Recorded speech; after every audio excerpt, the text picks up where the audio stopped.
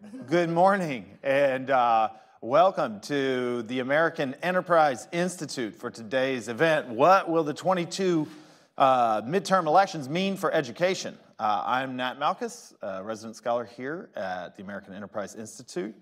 Yesterday, November 8th, Americans hit the polls to vote for a new Congress, dozens of governors, and a myriad of state referendums and initiatives. How will those elections affect federal and state education policies? That's what we're here to talk about today. I'm here with a fantastic, if maybe a little bleary-eyed panel here to discuss what happened in the polls, what education issues impacted the vote to a degree, and what those votes might have impacts on education. We have a simple format. I'm going to do a few minutes of framing and some introductions, and then we'll just jump right into our panel discussion.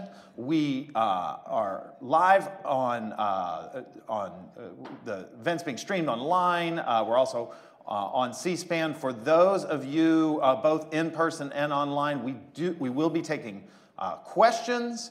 And you can tweet those to us with the hashtag 2022education. So 2022education. You could also email questions if you'd like to rj.martin@aei.org.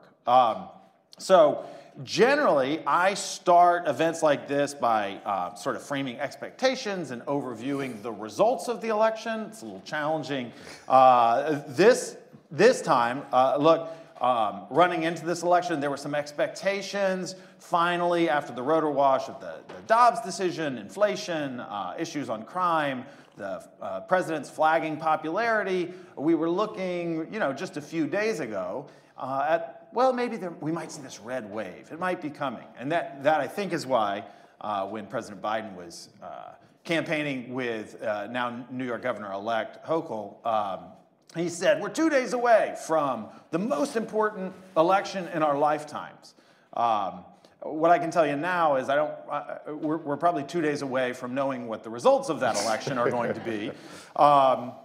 What we do know now, there's a lot of uncertainty. The House looks like it's leaning towards the Republicans, but there's still about 60 races that are uncertain. It is true that the Republicans have to win fewer of those toss-ups to get control of the House than the Democrats. The Senate is extremely tight. We're still waiting on results in Arizona, Georgia, and Nevada. And that Georgia contest could very well go to a December runoff. Down the ballot and across the states, there's too many things for me to list, so I'm going to get right to our panelists and let them bring up what's interesting to them. We have today with us Bethany Little. Bethany is a principal at Ed Council. She spent 20 years in the education space, including working as an advisor to President Clinton on the Domestic Policy Council. She's been at the Department of Education and was chief counsel to the Help Committee under Senator Ed Kennedy and Tom Harkin. We have Darrell Bradford, who is the president of 50CAN, an education advocacy organization linking local leaders across the country to build a better education system. We have Andy Rotherham, co-founder of Bellwether, a national nonprofit working on improving education and outcomes. Andy also served at the White House under the Clinton administration. He is a member of the Virginia Board of Education and was previously a member of that Board of Education under Mark Warner. And finally, we have Rick Hess. Rick Hess is a senior fellow and the director of education policy studies at American Enterprise Institute here at AEI. Rick is a prolific writer, and he's always got something to say about these issues. So I'm interested to see what we've got to say. Now, look, I'm tempted to ask what I would have asked 24 hours ago, which is, what are your predictions for the election results? But, with the given uncertainty, I'll ask, and I'll start with you, Bethany, what are your big takeaways from last night?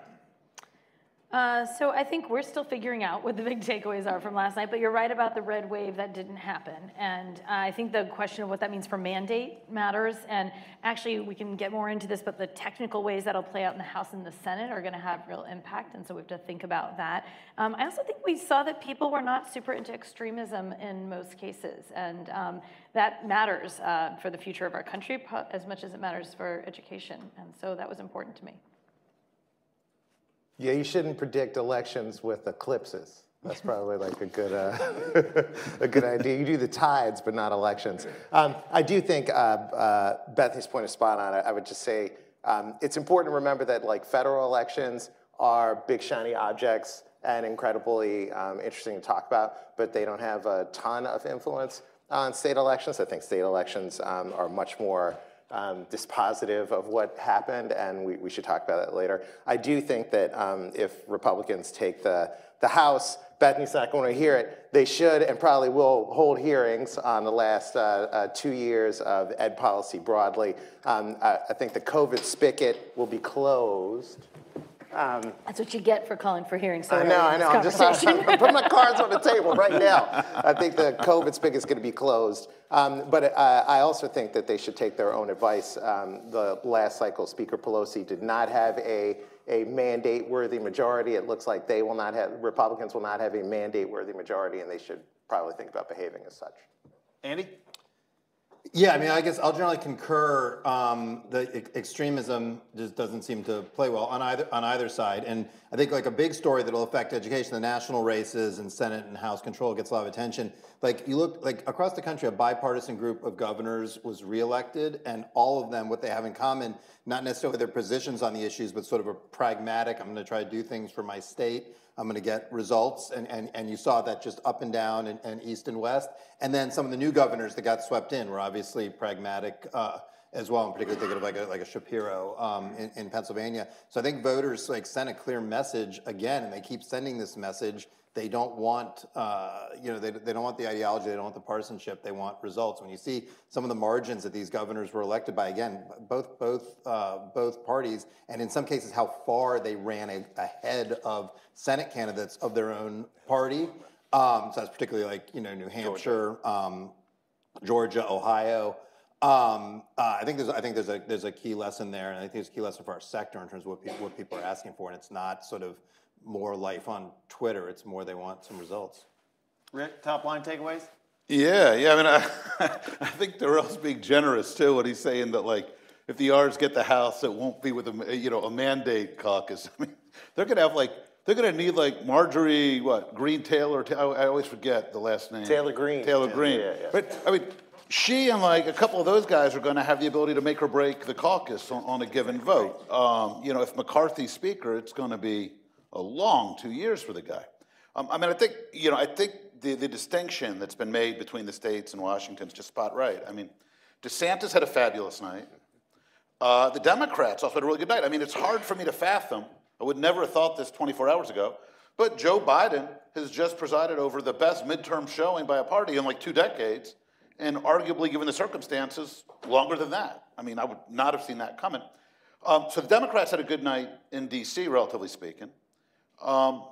But you look, Brian Kemp blew up a Democratic celebrity by 9 points after getting there by the skin of his teeth 4 years ago.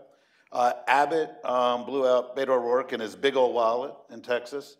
DeWine won by 20-some in Ohio. In all these cases, they ran ahead of Senate contests. But you saw the same thing on the Democratic side, like Andy's saying. Pritzker ran huge. Newsom, Hochul won by 5 points. Whitmer, I thought was in trouble in Michigan. She won huge. The Democrats took back Massachusetts and Maryland without breaking a sweat. I mean, the only obvious loser here, other than kind of, I think, the kook fringe on the right, is Trump. Trump was taking pot shots at Kemp and DeSantis for the last couple of years, and those guys rolled it up. And Raffensperger. Yeah. The folks that Trump, the folks that Trump put in the mix, both at the gubernatorial and Senate level, up and down, pretty much ran awful races. For the second time in 2 election cycles, Trump has cost the Republicans the Senate. It's going to be a real question whether, how Trump's cult of personality kind of holds up when folks start doing the postmortem on this. So when we ask like big picture, how do you grade the two parties? Sounds like you're going to grade Dems a little higher, and Republicans had a much tougher night. Disagreement on the panel? It's too soon to tell. I mean, there's a scenario where the Republicans eke it out in the Senate. I mean, we're still counting votes, but the scenario where this comes down to Georgia and Republicans come home in Georgia in a Walker-Warnock runoff, and that they get control of the House, which, you know, control of the Senate, I've always felt like is a little bit of a misnomer, but control of the House is, you know, the way that body operates, like, it doesn't really matter how big your majority is for a lot of the things. It matters on some things, but you control the place. And so there's a scenario where this is not quite so bleak as it might. I think it's as you said in your intro, Nat. It's a little too soon to tell, just because in some of these places it takes a while to count votes.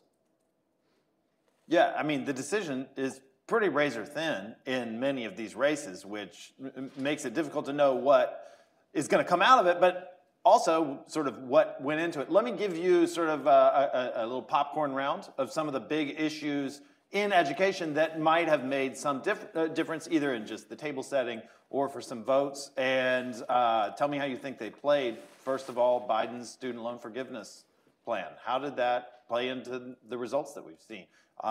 Not really in specific races, but just as a general approach to the Dems look in the elections.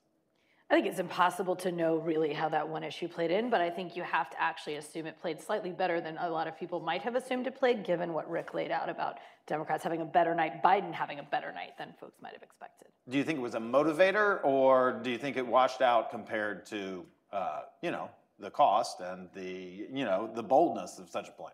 Well, again, I think the fact that he showed up with a better night than people would have expected means you got to give the point to him on that one. I don't know. I mean, I don't know how you can possibly touch and go on that one. Well, that's because that's how you feel about the policy, not about the way it played out. I agree with the first thing Bethany said. I don't think you can parse out these issues. So, I mean, there's a lot of evidence in a lot of polls. People didn't like people appreciate the student loan policy was a transfer from the wealthy to the less wealthy. People didn't, or the other way around, from the less wealthy to the wealthy. People didn't like that. But what they seem to like even less is having a fundamental right taken away sort of unexpectedly by the Supreme Court, and that seemed to be much more of an issue. A lot of people, myself included, thought that was probably a little bit more baked in. It turns out like that was a pretty big motivating factor. So I just don't know how you parse out.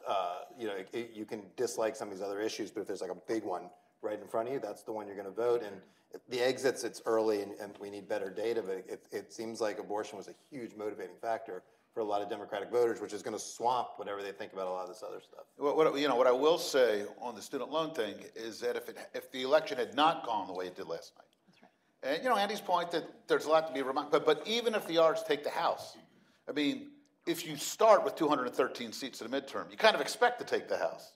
So so Andy's right that we shouldn't. We have to read like these things cautiously, and stuff remains to be sorted out. But look, the R's were going into this. They were optimistically hoping for 20 or more seats. If they wind up, getting 10 or 12 and getting the House, that's still, not what they're hoping for. But, I think if it had gone the other way, if Dems had lost 25 seats and they'd lost some of the, close gubernatorial contests that they wound up winning, and they lost a couple of these key Senate races, I think it would have been easy to make the case that the student loan scheme fed into a series of missteps in which the Democrats looked like an out-of-touch elitist party, which was alienating them from working-class voters, white, black, Hispanic. Because it didn't go that way, I think the folks, the Elizabeth Warren clutch in the Democratic Party are going to have a much easier time internally arguing that this doesn't actually hurt them the way folks like me and Andy might suggest it does. I think I have a slightly different take on this, and I know it will be exciting to eat issue catnip, but I think this is sort of like a different take on it. So when Glenn Youngkin won, the New York Times had a post afterwards that said that basically every county in Virginia had swung about 6 points to the right, right? And there was similar data about New York today, where the election, and this is my other thing on this, in New York, it shouldn't have been close. Like people were like, Kathy Hochul won. It's like, yes, she won, but the election shouldn't have been close given New York's politics, right? Just like Murphy should not have been closed. There are 1 million more Democrats in New Jersey, that registered Democrats, than there are Republicans. And Biden carried New Jersey by 60% of the vote in the presidential. And Murphy squeaked by, right? So what we saw was that in a lot of places, there were swings to the right, like 12 points in New York, like suburban women, ostensibly 27 points to the right? So on the one hand, I think we were getting a lot of practical information about the fact that like people don't like the path that the country's on. People don't like extremism. They don't like getting pushed on subways. They don't like not having their schools open, right? Like all in all, it's one big schmeg where people are like, I don't like this thing. But the threshold is, what's the thing that I dislike more? And to your point, like, it's extremism, right? I think that like that was the thing that presented itself. But the swings seem to be more state by state. What do you make of it? Because like, you know, a lot of us, I think, thought the New Jersey, Virginia phenomenon we might see across the country, which was why Patty Murray was thought maybe to be in trouble, why Michael Bennet in Colorado. And instead, we saw this huge wave in Florida. We saw what you're talking about in New York. But it doesn't seem to have happened consistently across states. Yeah, and I mean, I think it's also about what was presented as the threshold. So like you in Colorado, how do you say her last name? Boebert? She got smokebert last night, right? I mean, she got destroyed, you know? Is there a 2-drink minimum for this? I know. We'll be here all week. Tip your servers. I played nice last night. I wanted to be the best version of myself today. So, I think there are lots of states where what happened is like a vote for moderation. And it presented itself differently in states based on who was on the ballot. And so in New York, that looked like they went for Hochul. In Florida, it looked like they went for DeSantis, right? In Texas, it looked like they went for Abbott and Patrick. And I just want to highlight this because I'm like, there is a person in this country that is incredibly skilled at losing money, and people keep letting that person do it, and that person is Beto O'Rourke, right? Or Beto, or whatever they call him, Robert Francis, right? And I do want to point out that, just kind of like a thing about education policy, this guy ran on free Buddha and no state assessments, right? That was, and for those who don't know, legalizing pot and eliminating the star. And that was like his biggest applause line. And so as much as Abbott and Patrick ran on private school choice stuff, and we'd be happy to talk about that, the fact that he got smoked for running on those two things, I think is also very telling about what Americans think about ed policy right now and the tools they want available to them. One of the interesting things, though, you'll see, though, is the ticket splitting also will tell us something about your, like, it mattered state by state, it mattered race by race. People actually, in a shocking turn of events, might have voted candidate by candidate. They might have actually looked at what people stood for, or at least what they believed people might stand for, and voted that, and that's great. And the other thing I think you can't help but take away is that people do not want their schools closed. I mean, when you look at those governor races, the governors who walked away with it, by and large, did their best, including Polis in Colorado, where it wasn't just Republicans, right? When you kept your schools open, it mattered to people. Yeah, Polis handled the pandemic pretty well. I'm always surprised. He's an interesting player on education. Why is he not more in the national conversation? He cuts a really interesting profile. You heard it here first. He's got executive experience. It doesn't. I want to. Two things that Bethany said I think are worth underscoring. One, the race by race. Like, there's a lot of concern, and there's someone here at AEI. You guys have a Democratic refugee living amongst you, Rui Teixeira, who just does terrific political demography work. And there was a lot of concern that Democrats in South Texas down along the border were going to get wiped out. It looks like they actually did. At least on looking this morning, it looks like they did okay. So there was state by state. The one thing I want to point out, Youngkin came up. There's a lot of theories. There's 1,000 theories for 1,000 facts about the Youngkin race. I think he actually, in some ways, presaged what happened this year. Candidate quality matters. Glenn Youngkin won in Virginia because he was the better candidate. He's a good candidate. Everyone's got all these theories on like why he won. He was a very compelling candidate, and he had an effective message. And I think we saw last night just how much candidate quality really matters. And that's like as we've gotten so used again to like Twitter and the hardcore partisanship, you can't get away from, like Tudor-Dixon, that race, like that seemed like a very winnable race for the Republicans, but she completely fumbled it. It was just all thumbs and just no touch. And it turns out when you want to deny elections on the left, you can get beaten too. So. Yeah, absolutely. Yeah, people like all these various sort of bloody shirts. People weren't interested in them. They wanted They wanted results, and I think, and so I think candidate quality is an overlooked story, and is something to definitely think about going into the next cycle. But picking up on the Youngkin point, the other thing that's interesting about that is that coming out of that election, there was this conventional wisdom that everybody who picked up his playbook related to education, bringing back to education specifically, would walk away with it because he did it. It was like, let's go hardcore on all the CRT, anti-LGBTQ student, pro-parent, call it what you want. They thought that's the playbook to go with. But I think the lack of a red wave sort of brings that into question about how effective that was, because people did not just ride that to victory. There are other problems for that agenda and other things that will drive that agenda coming into this election, but I actually think the red wave made us wonder whether the Youngkin playbook, to your point, was really about education or was about a set of other things. Yeah, I've diagnosed the playbook there a little bit differently. I wrote a piece in the Daily News about it like after it happened. So I think that lots of people looked at Glenn Youngkin's victory and ascribed whatever education issue they wanted to the victory as the policy lever that should be pulled. And the thing that I thought he did most sort of expertly is he got at the fact that people had their trust broken with an institution, right? Like they got a raw deal, like I always like to quote Vader, he altered the terms of the deal. And lots of folks in Virginia bought their nice houses and their schools bundled in, and they were like, my problem is taken care of. And that sense of control, which is actually the thing I think he got onto, was destroyed. And lots of other people have looked at that and said, well, this was the parents of Virginia saying they want more school choice, and certainly some of them do, right? Or this is the parents of Virginia being like, we're against this, or we want that, and like certainly some of them do. But in the end, I think it was just that people were like, they were mad as hell that the deal had been changed on them in a way that they weren't comfortable with, and everybody, and like people miss that. That doesn't have a specific policy prognostication. It requires somebody who's like gonna listen and be more like diverse about what they put on the table to solve for it, and I didn't see a lot of that in this cycle. Well, I think there's one though, so I agree with that. We should be clear, like Youngkin had a set of education issues. People were frustrated. I sort of called it was like the wild one, if you remember that movie, like, what are you rebelling against, what do you got? You had parents who were upset about a bunch of things. It was closures, it was a lot of freelancing that teachers were doing in the curriculum that people weren't comfortable with. There was a whole lot of stuff that all came down to sort of trust, and I like how Jarrell said the terms of the deal, but you also need a compelling messenger. And Tudor Dixon clearly, it is not an agenda you can just add water to.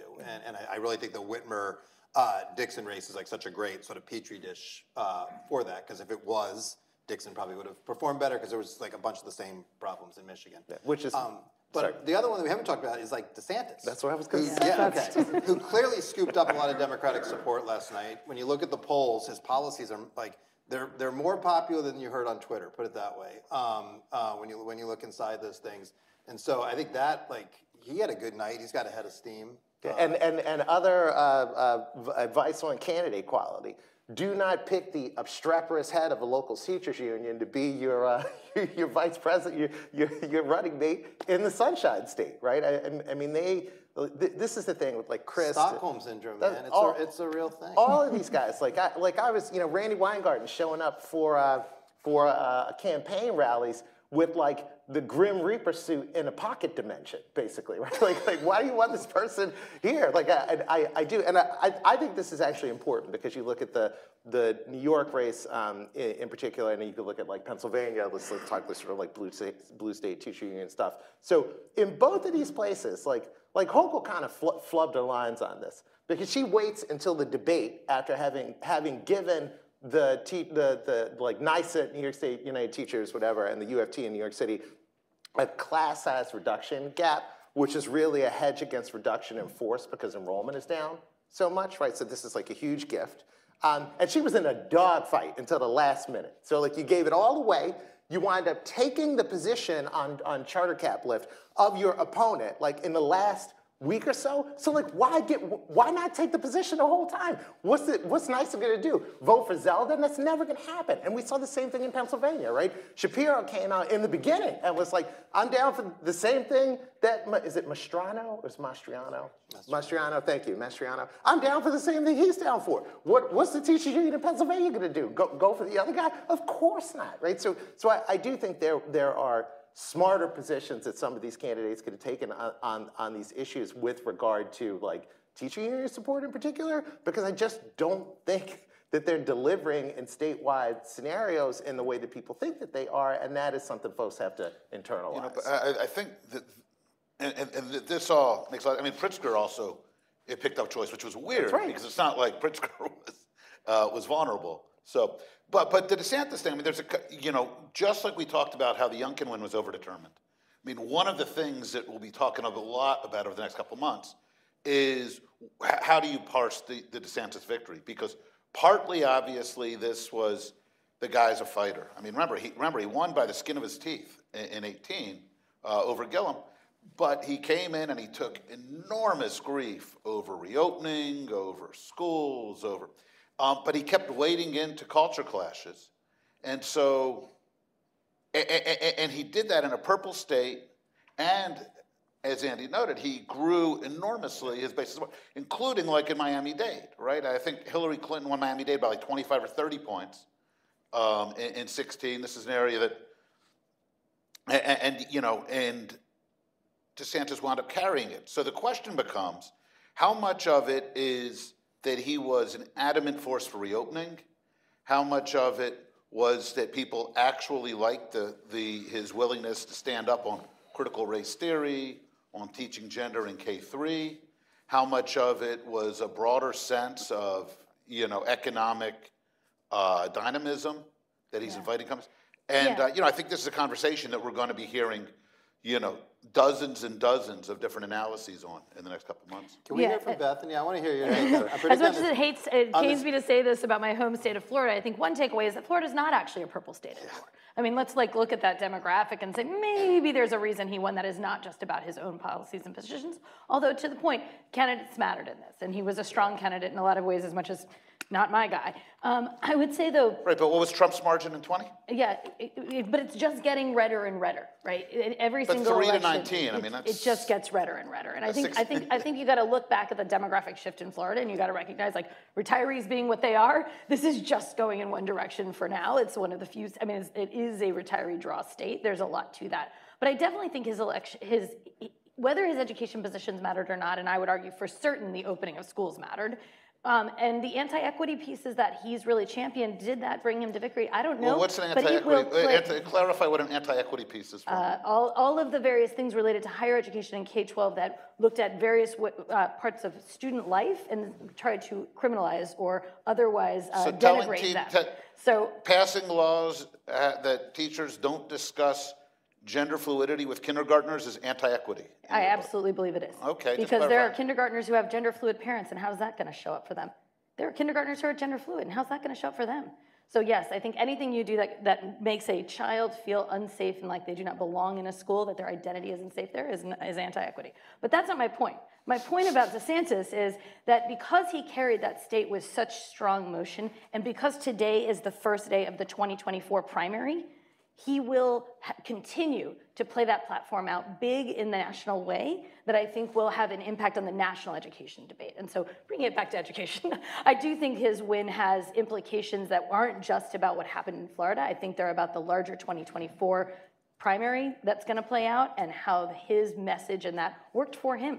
And he sees it that way, and he's going to keep going with it. And so, and if he does, so for instance, the Florida law that suggested that teachers in K-3 not be discussing gender and sexuality with little kids.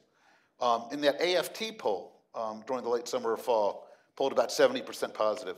So is the way you read that 70% of Americans are anti-equity? To just understand how it's going to play? Well, that wasn't of Americans, it was of Floridians. And no, I think the AFT poll was national, I believe. And I would wonder how many of those people actually understood just both what the law did and how the law was playing out. I think this is a debate you and I could have all night long over a bunch of bottles of wine, but I don't know that it's in fact the way America's experiencing. I like watching you guys fight, so I'll pick at this a little bit. As long as you pick on my side, that's fine. I actually think this is I want to come back to school choice and stuff in a moment, because we kind of moved off that, and that was a big theme last night. But I think when you look at the polling, like the American people, and this is like why our politics are such a jump ball. You know, like one of the big stories of last night, it seems to me, is you can trust the American people more. Again, you can trust the American people more than they do on Twitter, right, and on MSNBC. Like the American people, they do all right, and our democracy is sort of self-healing. And if you look at the polling on this, the people have two ideas in their head at the same time that are two very reasonable ideas that just the parties can't get their heads around. And you're seeing this play out in other states, playing out in Virginia. People want kids welcomed and included at school, and they want kids to be able to show up regardless of the family structure. That's a majority position.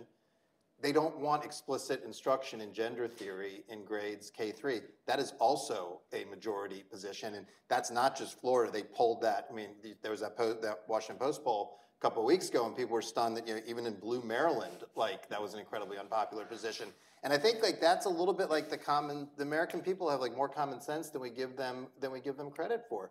They can hold both of those ideas, and that's what they want. And I think both political parties, to the extent they cleave to one of those positions or the other, they will continue not to be a dominant political party in this environment. The politicians who are brave enough to say, yeah, it's both, are the ones who are going to prosper. I still think you're getting a proxy thing on this, just to go back again, not just about Youngkin, but kind of period, is that what you just talked about is another instance of control, right? So like like a lot of the op-eds and stuff I've seen about this are people being like, look, I'm okay with being welcoming, inclusive, and all this other stuff. What I'm not okay with is my kid going to school, you facilitating this and not telling me about it, right? And that is the same thing as I bought my house, I want to send my kid to school, I can't do it, you're telling me I can't do something I want to do, right? So I do think that to the extent that these issues, and they present masking, right? Like all of these things are about control and the relationship that adults and their kids have with their local schools or with schooling institutions. If you can't like heal that control, you're going to be in a fight or you're going to lose. And I think that's one of the messages it keeps presenting itself to. Let me put one piece on the board that hasn't made it. And that is, you know, in the past couple of weeks, we got NAEP results that made it clear that the academic achievement of kids has just absolutely taken huge hits, right? Twitter says we should move on, though, Indeed. We can talk amnesty if you like, but in a typical election cycle, that kind of news would seem to be, you know, really move the needle in places that are identifiable. Was it just baked into the COVID? Was this not an issue? So I'm sorry, I'll go first if you don't mind. So all the polling I've seen is that parents know that their kids are behind. Like NPU, all these other places, like they have very specific policy recommendations about tutoring and intervention and whatever. I think it's sort of like like the only people who don't want to talk about it are policymakers. Like that is my sense of it. Because think about what has happened to create this situation. Like one, we lost control of public education as a set of institutions, right? It is opening and closing on its own. It's sort of autonomous and self-interested right now. That is a meta problem in the system. Like, nobody wants to talk about that. That's the first thing. The second thing is we printed $190 billion and sent it out into the wild, and basically we'd have been better off setting it on fire at this point because no one is, it would do more good, right? Especially since it's cold outside now. The 120 billion of it is sitting in bank accounts, not helping kids, right? There's no strategy around it. Nobody wants to talk about this. And the truth of it is that the NAEP results, they're not going to be with us for the next 2 years. They're going to be with us for the next 20. Bill Bennett was on TV. I caught him when I was landing, and he said, the 8th grade math results mean that the next generation of American scientists will be a smaller one. This is a disaster, dude, and nobody wants to fess up to that ahead of the midterms. I think that was the thing. There was a practical desire to run away from this right now that is strategic, but like there's a holistic need to engage on this in like a Marshall Plan kind of way because the kids are not all right.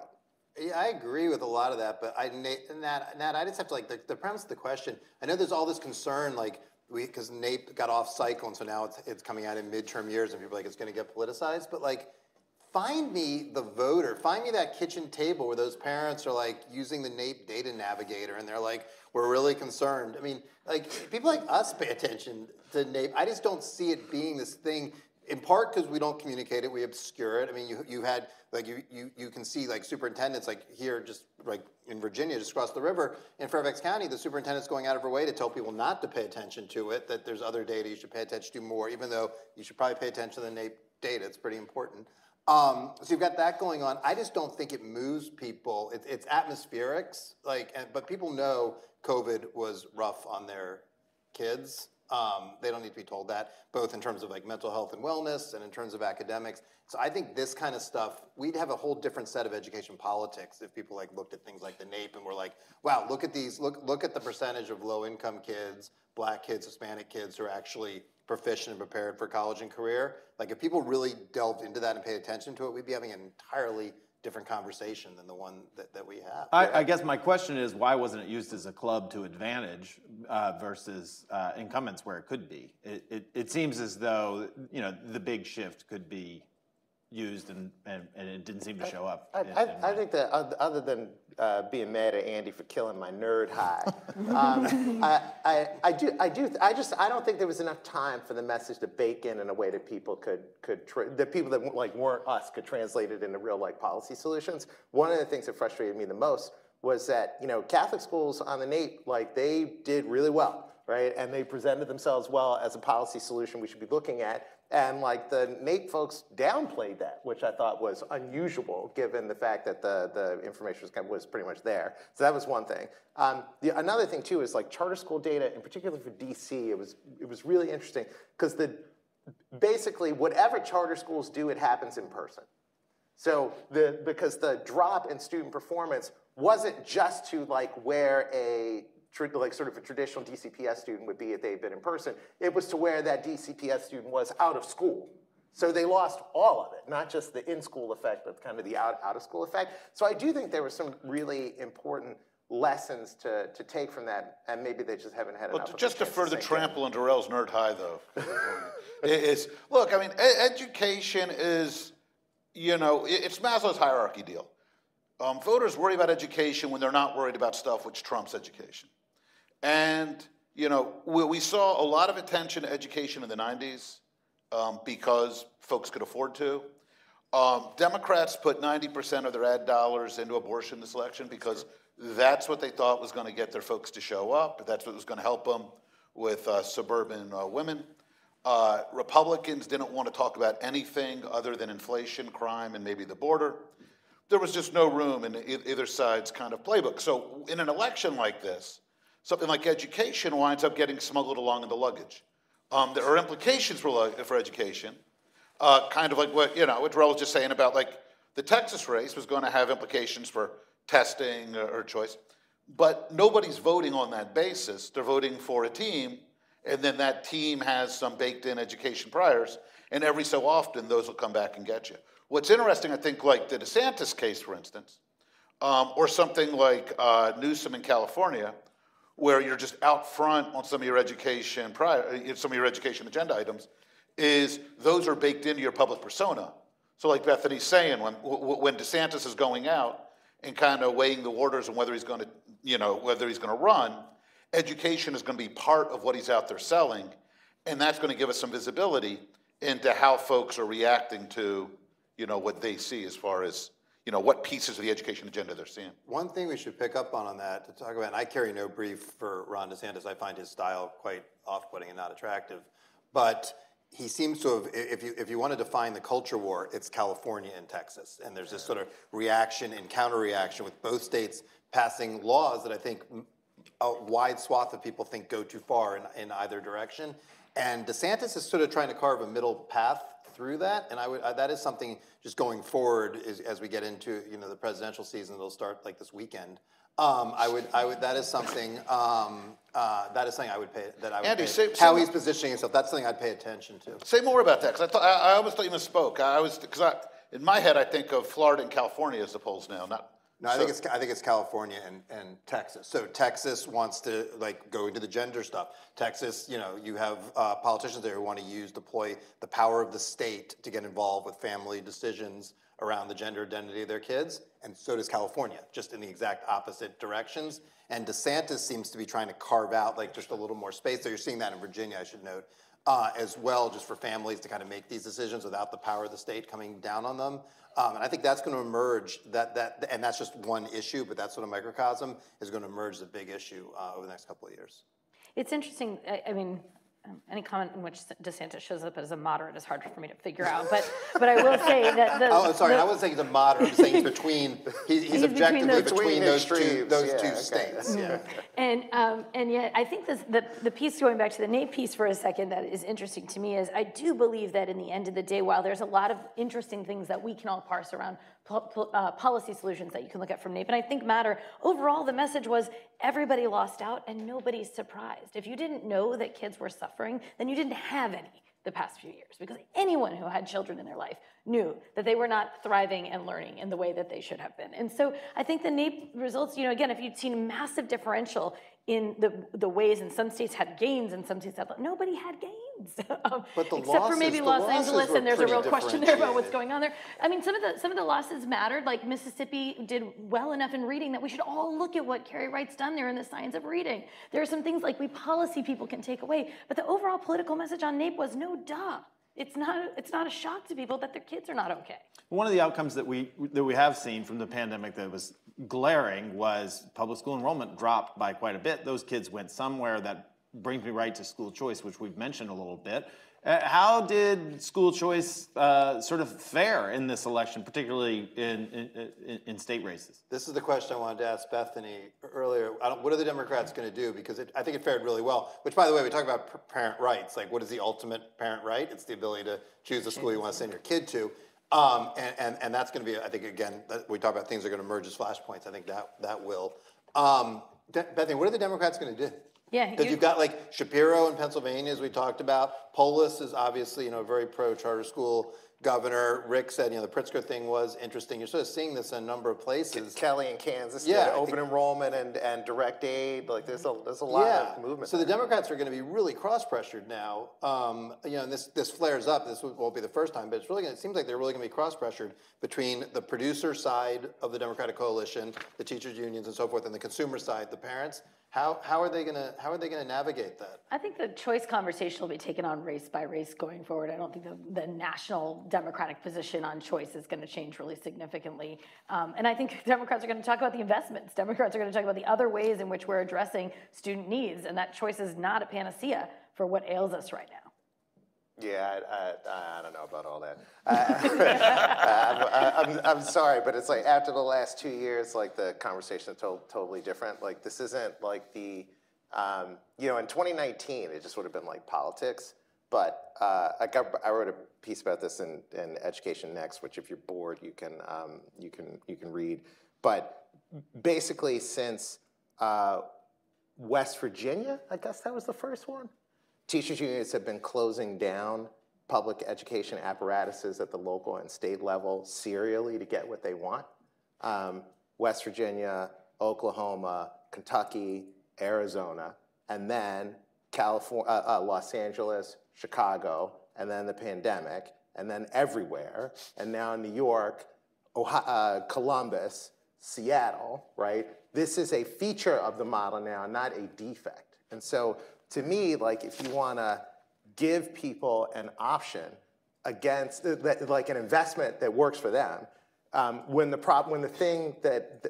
proposition is compulsory school can be closed at any time, right? The thing that you must send your kid to can be closed at any time. Else, and if you don't send your kid, you will go to jail, right? That's about optionality, and whether that's open enrollment or that's some direct aid so you can do your micro school or whatever it is. I just think that like the circumstances have changed a great deal. This isn't a 2019 conversation anymore, and like wraparound services ain't going to do it.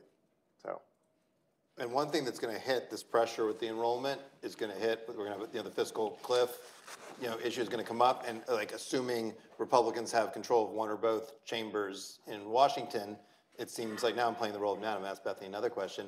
It seems like that's going to be Aren't you one of us? It's your moderator. You make my job easy. That's going to be a challenging situation, right? Like it'll be like, how do you navigate like this fiscal pressure on schools, both with the money running out and declining enrollment? It doesn't take a lot of declining enrollment to really throw school district finances into chaos.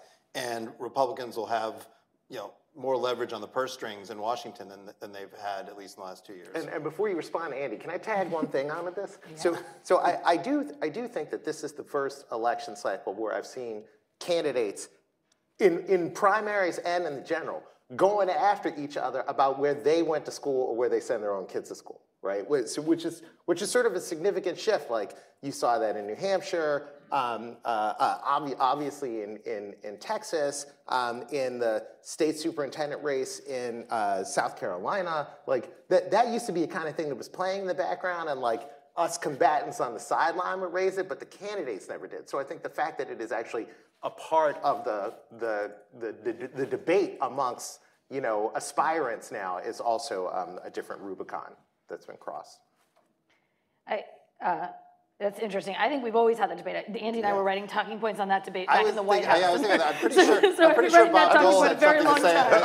Bob Dole had something to say about where Bill Clinton sent his daughter to school. I've talked about Sidwell Friends and St. Albans more times than I can count, but I would also say... I think the split's more been bipartisan, people who think that's inbounds or out of bounds, and that's obviously changing. And the politics of personal destruction are just much bigger now than they were. But to Andy's point about the investment question, was an interesting poll that somebody shared with me where they were asking whether people trusted Democrats or Republicans more on the issue of investing in our schools and improving our schools. Two different questions. And I found this fascinating because the answer was they trusted Democrats by a wide margin more on investing in our schools, and Republicans more, and this is the flip, right, on improving our schools. One interesting thing to take away from that is that Americans don't believe that investing in our schools is improving our schools, and that's sort of a challenge that we should think through. But I think when you come to the fiscal cliff part, I actually don't think that, I think that plays for Democrats, not against. I mean, when people look around and they say our schools don't have enough money to stay open and serve our children, I don't think they're going to look to Republicans to solve that problem. Although one thing it'll be interesting to see when we get better data in Florida, DeSantis threw a lot of money in education, gave teachers a raise. You didn't,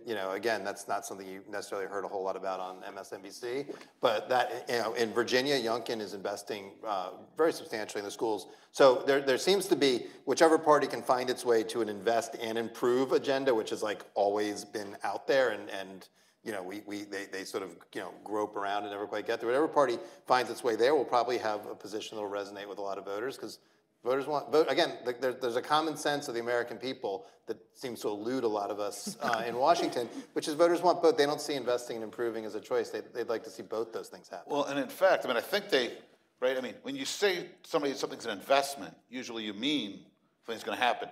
I think what we call education investments, we often mean education spending. Yeah. Whether it's investment actually depends. So I think one point about the choice piece that's interesting here is, look, if the Democrats had suffered in some obvious seats because of what they had tried to do to charter schools last spring and summer, I think it would change the conversation. But again, it just didn't seem to matter. It's kind of like the student loan piece, that if there was a price to be paid, you then as part of the postmortem, you talk about it. Democrats did this. They screwed over the consumer part of their coalition in order to keep the teachers happy. Nobody seemed to blink an eye. I think that gets registered in everybody's memory banks as they kind of look at the next fight.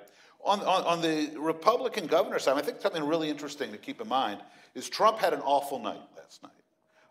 Trump, he called DeSantis sanctimonious a couple days ago. He said last year he thought the Georgians would be better if Stacey Abrams was governor because Brian Kemp's a bad man. The guys that Trump had in his crosshairs did really well. The folks that Trump had had endorsed and then supported did terribly, partly because Trump was a dilettante on the campaign trail, put almost no money in. Mitch McConnell went in and tried to bail out folks like J.D. Vance. So there's this question, A, of does this have any impact on Trump's standing in the Republican Party? Who knows? Right? This is an obituary that's been written like 11 times now, so we'll just see what happens. But it also means that you're going to have, that there's potentially this lane after DeSantis, Kemp, Abbott, who all look like winners, DeWine, for Republican governors to come out. One, there's going to be kind of the strong kind of hard culture lane, which DeSantis presumably will occupy. There's also going to be potentially the Youngkin Ducey, look, Kemp, we can just win this thing lane. We can appeal to the normies. We can beat these guys in purple states. In both those cases, education seems like it's part of the recipe. Education tends to work well as a sociotropic issue. And you can imagine, right, green eye shades is kind of out with Republicans at this point in time, partly because voters didn't show any interest in it over the last 10 or 15 years. So you could imagine Republican governors, for instance, who have both put money into teacher salaries and also start to sound like Reagan talking to the air traffic controllers, saying, look, I'm going to put more money in your pocket, but you better damn well show up for your job. It's unacceptable that you do the stuff that Darrell's talking about. And I could imagine that being a message that plays really well on this sense of responsibility and investment on an issue that touches a lot of suburban voters. Go ahead, go. Well, I don't know about the Trump stuff. I rely on you to tell me what's going on over on Truth Social and sort of what's being said. But I do think just the one quick, there's a little interesting dynamic here. Like education plays well in state races. It's important, and we saw that, we've seen that. You know, there's plenty of examples that we've talked about a bunch of them. It can be a big framing issue in presidential races. So, you know, Bill Clinton used it to show that he was a different kind of Democrat. He supported charter schools. George Bush used it to show that he wasn't sort of Newt Gingrich and Tom DeLay. He was a different kind of Republican. It plays like that. It doesn't matter that much in these federal races unless it's something really, and so one of the things last night, like the Senate races and so forth, those turn on other issues, these House races. And so these governors who are now going to try to jump and think about running presidential, they'll have to make that pivot. And there's just that sort of, again, national federal race, like the presidency, it matters. And then at these state and local races, but there's a little gap in the middle, and then they'll have to figure out how to navigate that. I don't want to skip Oklahoma real quick too, which is I think important because Superintendent Hoffmeister, I think that's how you say her name. You know, she and Governor Stitt had been sort of in a war since COVID started. When he wanted to use gear funds to top off the state scholarship, you know, account, and she was like, you know, hell no, no way. And so the fact that he was running against the former state super, I thought was particularly telling, and did open enrollment 2 years ago, and obviously, you know, topped off the scholarship account, and is thinking about private school choice now, and see what happens in the and Ryan Walters won, which I think is like and a lot of polling had her neck and neck through, and he won by 14 yesterday. Yeah. Well, and in that race, we did look at the school choice really carefully, the school choice issue more carefully, because she was making a bet that the school choice argument wouldn't play in rural counties. Yep. And I was looking at their county by county this morning, and turns out that bet was wrong. There's a lot of rural charter schools. You hear this all the time, that rural people don't want school choice, and yet there's like demand for it. There's rural charter schools. There's voting behavior. It's one of these sort of, you know, zombie-like myths that continues to sort of permeate our sector. Let me turn it around a little bit from education playing into the election to what the election might do for education issues, particularly with the House. It does look like the House is probably going to be controlled by the Republicans. What might, if that turns out to be the case, how's that going to matter for federal education policy moving forward in the short term? Darrell, you have a dream. Let's hear it. Me and MLK. So and the one thing before we move, I just want to say, Bill Lee, he and Penny Schwinn have had like a tremendous record over the last 4 years, and I think he won by like 20 or something like that. So you gotta shout. Penny's a great chief. Yeah, you gotta shout them out too. I would just say my desire for an apology and blood and fire aside, so you can check out Game of Thrones if you want to, is I think Republicans, you know, will look at CTE again, in particular because there's so many high school kids who got derailed in part because of COVID. And so we need to be talking about like how we get kids back into the workforce or back into school or something like that. I think that's an issue that'll present itself. To kind of to Bethany's point, I feel like we taught K-12 education is very like a bad lesson that it can create a crisis and get more money right now. And so the fiscal cliffs that people are talking about, I see this as like a Thelma and Louise thing of school districts. They're going right off. Like the crisis is a feature and not a defect, and they're going to have to deal with that. Obviously, like, you know, one of the reasons why we have Title I is because red states get it. You know, so like that there is a tension around how you deal with that at the at the federal level. Other than that, I'm not sure I know. I mean, I know there's a lot. There is interest again in a federal tax credit. Like certainly, I think federal tax credit as a like an insurance mechanism against like broad school closings is one thing to consider. But if the Senate doesn't do anything else, who knows whether? Yeah, I mean, I think it's funny when you read folks talk about it, especially like folks who do what we do. It's easy to dream up narratives of, oh, you get an odd couple bipartisan deal, we'll be, that's pretty much nonsense. You know, the White House doesn't talk to Mitch McConnell now. Like Andy said, if you get to 218 in the House, I mean, it is a huge deal, but it's a huge deal because you get to control the flow. If you are a speaker with 222 members and 6 or 8 of them want to spend all of their time investigating Hunter Biden, it's going to be real hard to put together any kind of legislative deal making. So look, mostly I think what you get if the R's take the House is you get a lot of oversight and investigation.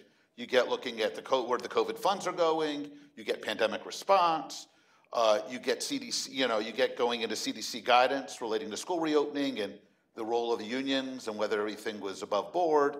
So you also, the House, folks may remember, Volokh has written about this, the Democratic House, under the power of the purse, actually got legal standing against Trump on moving the wall dollars when he was trying to reappropriate the $5 billion in 2019. You can expect, I think, that the Republicans would file for standing on the student loan scheme, which would then pretty much resolve the standing issue under the SCOTUS having previously given it to the Dems, and then it actually becomes a fight about the merits. I mean, there's going to be, unless they deal with the debt ceiling issue in the lame duck, that's going to be a huge thing next year. Just hard for me to picture a scenario where, given all of the rickety patched together stuff, that you actually do some kind of interesting, complicated legislation in that environment. I mean, and what happens, Beth, if that's investigations? It seems like that's where the energy will end up going because there's the Senate, so you're not going to get actual legislation passed. So, like, will it just be like a total, just like, disaster, oversight and investigations? Yeah, I mean, and the FBI too. Sure. Yeah, I mean, honestly, as much as I appreciate Darrell's adorable, like, earnest answers about CTE and the federal tax credit, like, there is no world in which that's the debate that happens up on Capitol Hill in the next Congress. And we've mentioned this sort of in passing twice, but it's worth stating really clearly. Oddly enough, and as much as this goes against conventional wisdom, it is easier to govern in a moderate fashion when you have a larger majority than when you have a smaller majority. And so the fact that Republicans may, in fact, walk into this Congress with a majority, but a smaller majority than they might have otherwise, means that they will be hostage to their extremes and to their wingnuts. And so that means you will have nothing but investigations. You will have the idea that anyone's there interested in governing is like fascinating to me because that is not what we've heard. And I think that there is a moment, we've all said this, where we are now into the 2024 election. That will play in. What is the red meat that will be demanded and will be granted because there is no room to go anyplace else. Everybody in the House becomes the Joe Manchin of the House. There's so much opportunity for you to make your agenda the thing that matters because they can't afford to lose anyone's vote. The other thing, I mean, if you wanted to play a big game and you had, if the Republicans took the House and the Senate, you could play a big game around a budget reconciliation bill that would put a lot of things on the table that you knew were going to be vetoed, and you could set Joe Biden up for an ugly situation where he's had to veto a bunch of this stuff. But that takes work and governing, and I don't see that there's going to be leadership that's going to be interested in that. I think they're going to be interested in a show around heat and light and Hunter Biden's laptop. And you mentioned 2024. I mean, is there any chance after last night that it's not Biden for the Dems in 24? I have no idea on that front. I feel like, I mean, as much as this is the starting gun for the primary, particularly in the Republicans, I think, again, Biden did not have a bad night. No. So no, I mean, it's incredibly hard to see pushing him out at this point. Yeah. And so it's just whether he, one thing that we haven't talked about also is, your old stomping grounds in the Senate. There will be a new chair. And if the Democrat told the Senate, it's likely to be Bernie Sanders. That's right. And if the R's wind up taking help, it's likely to be Rand Paul. That's right. And honestly, I don't know. If I'm a Republican, I think I'd probably rather have Bernie Sanders wielding the gavel and passing nothing for 2 years. Yeah. And if I'm a Dem, I think I could run a whole lot of really good big money mailers in the space having Rand Paul talking about eliminating the department? Yeah, it's a tough matchup. I mean, really, honestly, the relationships and predispositions of the chair and ranking member of a committee really matter to that committee being able to get stuff done. And that's just a tough matchup. There's just not a lot. When you look back at the past couple of decades, really, of education leadership in the Senate, we've had people in those jobs who came to it with an interest in governing and an interest in making some things happen that they cared about. I'm not suggesting that that's not true for Bernie Sanders and Rand Paul, but those interests are so divergent, how they would define those things. There's just not a lot of room for anything to happen. One exception to that, just back to Andy's point of like, can anything in the world happen that I'll name is, we have an interestingly, potentially positive story in the Appropriations Committee in both the House and the Senate. And we have leaders in both those committees, women, who care about education, have a long history in education. And when you see the breakdown of governance in a lot of other areas, you might find appropriators willing to be a little more bold and aggressive and saying, yeah, normally I would defer and not do this thing in my lane because it really belongs in another lane, but maybe we'll make some tweaks. Maybe we'll make some changes happen. That's what I was going to ask you, because it seems like, and appropriations is like the last bipartisan thing, and so it seems like with Patty Murray, we'll have, who obviously cares a great deal and has chaired the Education Committee, that like a Rand Paul, Bernie Sanders sort of dysfunction would actually play very much to Patty Murray's strengths in her new perch. Is that and likely with Susan Collins across from her, where again there's a long relationship, there's a lot of history in education. They've both been on the Education Committee together for a very long time. So I think you could have interest. And then you've got Rosa DeLauro in the House, who's got a really long, strong history in education. So I think if there's going to be any place things might happen, I'd look to the Appropriations Committee. I want to turn to audience Q&A here for a minute, just to prep your questions, and you can send them online with the hashtag 2022 education. Rick? I thought it was 2024 education. Just one point. It's been made a couple times that, given that they had to choose between two parties which have seemed to work very hard to put their least reasonable folks front and center, I think the American people did a remarkable job of kind of looking at candidate quality, of keeping power out of, keeping power from being too concentrated, of reelecting governors, of either party who at least approach the job seriously with respect to their constituency, whether they reflect, my views or not. But it's interesting. I think there's a civics lesson here. Is one of the things we spent a lot of time about the last couple of years talking about is abolishing the filibuster, packing the Supreme Court, abolishing the Electoral College. Look, I mean, if you're somebody who's been excited about the idea of abolishing the filibuster over the last 2 years, I would think the narrowness of last night should give you conniptions. Right. If a DeSantis wins a presidency or a Trump wins a presidency in 24, the Republicans only defend 10 seats on the 24 map. Dems have to defend 23. If it's 50-50 and the Republicans hold the White House and the Republicans manage to hold 218 or more in the House, and you've done away with the filibuster, I would be deeply concerned. So I think one of the things that we don't spend enough time talking about when we talk about civics education and good citizenship is an appreciation for all the way that these institutions we've inherited manage to lower the stakes, and even when the policy community is swinging wildly from kind of one side to another, that it creates some ballast so that people have some time to sort these things out. And we talk a lot about mobilization and engagement and teaching kids to vote. And I think last night should be a reminder that we also need to work at least as hard to teach them to respect and protect this inheritance. All right, I want to turn to audience Q&A. If we have any questions, we have a microphone here in the back.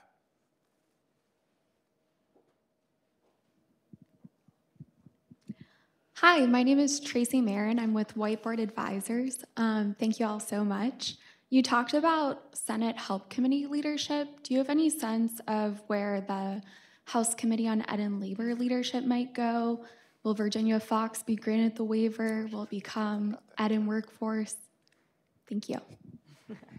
Yeah, I mean, I think for a long time people made the assumption that Virginia Fox would get the waiver, but I think that it's more in question than it has been, in part because I don't think McCarthy, if it's a McCarthy leadership, which is also an open question, has a lot of space for those kinds of waivers. And Bethany, what is the waiver? And apparently the yes. whip race figures, I know just stuff about this would be dangerous. It seems like the whip race figures, and there's just a lot of internal caucus politics going on. That's exactly right. So as people may or may not be aware, in the Senate and the House, the caucuses, the Democrats on one side and the Republicans on the other, make their own rules for how they're going to govern their own internal decisions, including who can be chair and ranking member of a committee and how long they can be that for. The Democrats don't actually term limit their members in those chair and ranking roles, but the Republicans do. And so once you've reached that term limit, you'd have to get a waiver from the leadership to say, I know you've technically termed out of this role, but we're going to give you this waiver. And Virginia Foxx has termed out technically of this role.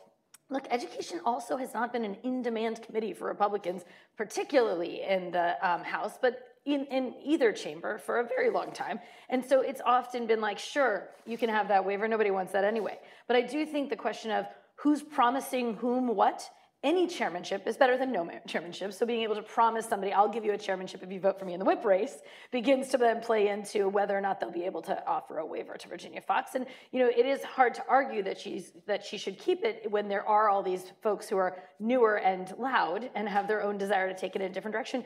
But the other thing is, there was a point at which she worked quite well with different people on education issues, and that's not what's of interest to this party at this moment. And so there will, again, be more interest in the hearings. Now, she's made some good full-throated calls for her set of hearings these days, so maybe that'll help her keep it. Andy, what were you going to say? I have a question for you. Yeah, it seems like she'll do oversight, so I have two questions for you. One, she wouldn't be chairwoman, but is this a place they stick Marjorie Taylor Greene? Because it's not a high-priority committee, it's sometimes where people get put, and they're going to have to, after last night, give her some committee assignments back. So is this a place they stick her on that committee? And then second, if it's not Fox, who would it be, and what would be the implications of that? Yeah, I love how Andy's just the instigator. I think there's a ton of names on the list. I have not seen Marjorie Taylor Greene on any of them. I'm not saying to be chair. I just mean, is that put her on the committee. Just put her on the committee. Is that a place they stick her as a committee With her member? space lasers. Yeah, maybe, but again, I think if we'd seen the wave and seen that this rhetoric around education was playing big and was a thing that people really liked, then you'd be more likely to say, sure, let's give her that platform. But I don't think that's really the takeaway from last night. So I'm not sure that it gives her any big help. Well, they can't put her on armed services, to Rick's point. And so it's like, you do, I'm just curious, they're Where can you limit the damage? And education's traditionally been a place where you sometimes, parties put their hacks. There is also, to the question, if it's not, Fox, she's got a lot of experience and a lot of institutional knowledge. Otherwise, you've got a pretty fractious crew. And there is a real question of, especially given that there's a lot of targets that they would want to do oversight on. If it's somebody who's not a seasoned committee chair, it's kind of interesting to see how that would play out.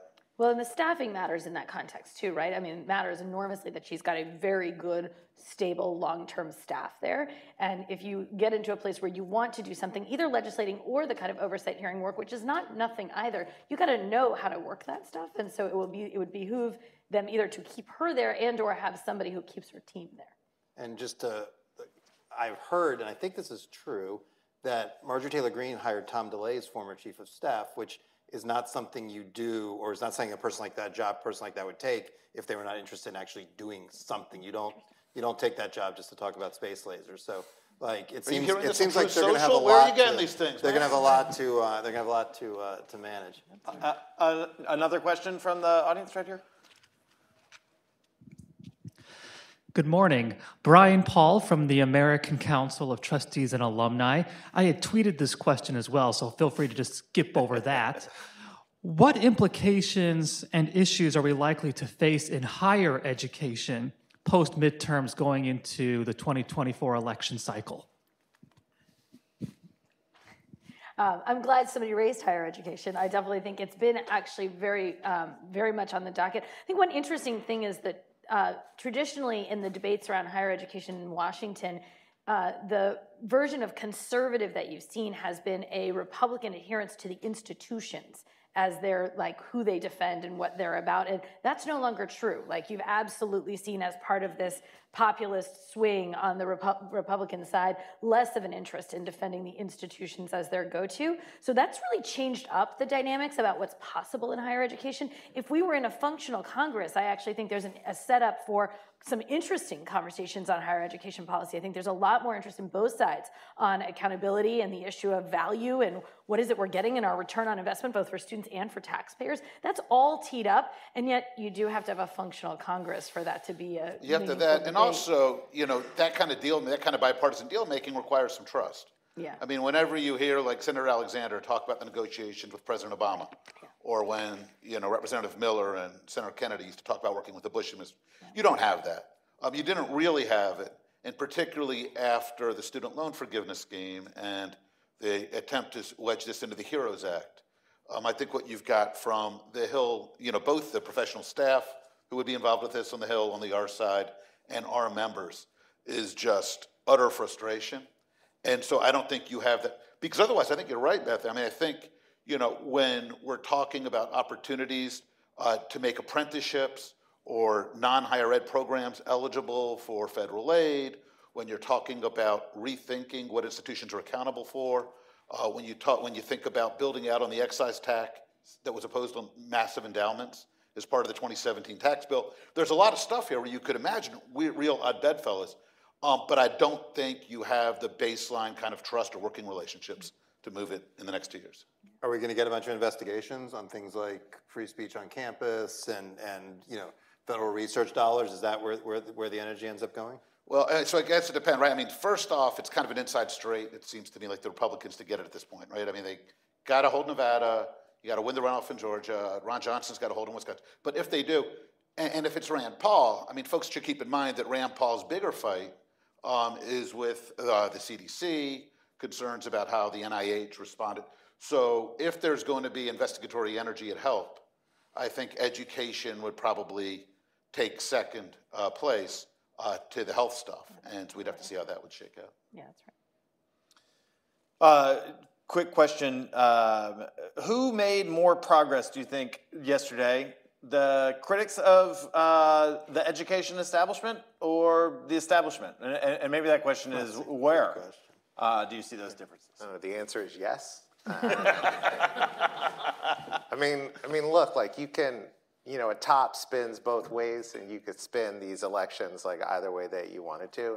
I just think from my perspective, if you can, it's layered, right? If you decide you want to, if what you're interested in is congressional, federal elections, there's one story. Certainly it is a litmus test for Trump, and you could argue that Floridians voted Trump out of Mar-a-Lago last night, decided they liked DeSantis better. But, you know, we'll see. But the state story, I think, especially in terms of governors and the roles and the policy decisions they've made over the last, 4 to 8 years, I think is a very good story. It's actually a bipartisan story. It includes some incredibly innovative stuff, especially on direct aid, COVID relief, that kind of stuff. And if you add all of that up, I think what you get is that the temperature of American families, right, what they want is actually pretty far out ahead of what most policymakers think they want. They're embracing the front end of the next version of the American education system. I think that was incredibly positive, and I don't think you have to look that hard to see that from last night. Andy, how about you? I would disagree with that. I think last night was a good night for common sense. It was a good night for parent empowerment, and those are both things that are on the side of people who think, broadly speaking, that we need to do a much better job delivering education in this country. So I think in that way, it was a good night. A lot of energy out there around the country in different ways, and I think a lot of interesting things happening in the state. Washington, no disrespect, but it's just a bit of a sideshow right now because it is, as Bethany said, so dysfunctional. There's just a lot of interesting stuff happening, and I think that stuff got a boost last night. Yeah, although I want to point out, Washington is a microcosm of the country. And what turns out one of my big takeaways from last night is people are just mad. They're tired of what they lost and the lack of control that they've had. Nobody wanted to shut their doors and watch their TV for 3 years. And so people are mad. And they're mad and they're sort of frustrated with the lack of control that they've had. And that's going to show up in a lot of ways, but it shows up in Congress too. So last minute, 15-second takes. What are your final thoughts about the midterms? Bethany? Wow. I think my final thought is that I hope that what this tells us is that extremism is not the way that the country wants to go. whether that's related to education or anything else, and that people take that message to heart and we get a little more functional next time. Darrell? Yeah, I like to co-opt Andy's message, which is that in the most important election in the history of democracy, things didn't blow up, right? So there's a very heartening message there, and the American people know what they're supposed to be doing. Yeah, I think, and this will matter to education, both parties play to their base too much. The Republicans listened too much to Trump and to what was good, catnip on Fox News, and so they ran a bunch of candidates who performed very poorly, and I would say arguably, given the issue environment, like way underperformed what they should have expected. The Democrats, however, could have had an even bigger night, but the folks over on MSNBC, they didn't want to hear about inflation and crime and these things, and so I think the Democrats definitely should feel good about what happened, but I think given some of the contours we're seeing, they could have even performed. They even could have performed better if they listened a little less to their base and a little more to where most Americans are. And so I think like both parties are gonna have to do a little soul searching on like, do they continue to do that because it keeps creating these sort of cell phones, or do they start to does somebody grasp that center, which is where our elections are decided, and grab some durable political strength that's just sort of hanging out there. I mean, I think, arguably this was the least consequential election of our lives. We come out of it almost exactly where we went into it. The same people in charge in the same states. Pretty much everybody who retired got replaced by someone that's, very little change of significance, except, the House, it looks like the odds probably will take it, and like we talked about, that matters. The Senate seems to me at this point that the odds are the Dems will wind up holding it narrowly, but we'll see. But look, I think again, for me, the big takeaway here is that we have gotten really used to allowing the loud voices, especially the social media, the Twitter, the crazies, left and right, to talk about gridlock as a bad thing. And I think what we need to remind ourselves, especially as educators, and especially in schools and colleges, is that gridlock is only a bad thing if we all agree that we know what we need to do and are going to go do it. If we've got a bunch of lunatics trying to push really problematic agendas, defunding the police or throwing out election results on one side or the other, gridlock's a pretty damn satisfactory place to be. And we need to make sure that when we teach folks to vote and get passionate and care, that we let them understand that sometimes that's a fine place to wind up. It's a good place to end. I want to thank the panel for a great discussion, and we'll see you back here in 2 years. Thanks for having us. Thank you.